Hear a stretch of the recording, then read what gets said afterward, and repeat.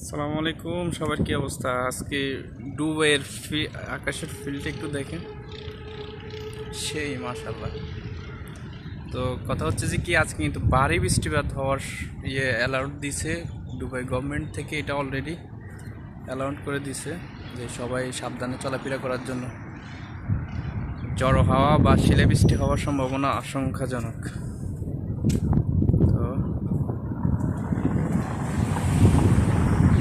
সবার কি অবস্থা, কেমন আছেন?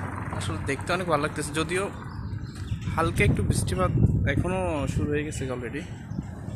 তো টাইমটা দিচ্ছে আপনার 2টা থেকে 3টা পর্যন্ত একবার হবে, আবার 4টা থেকে রাত 8টা পর্যন্ত আবার হবে, এই আর কি। তো সবার কী অবস্থা, কেমন আছেন জানাবেন না। আর সবাই যে যেখানে থাকেন একটু সাবধানে চলাফেরা করেন, কারণ হচ্ছে যে কি, এর আগে একবার বৃষ্টি হয়েছে আর অনেক মানুষই মারা গেছে, 4-5 জনের মতো ওই কারেন্ট শর্টে।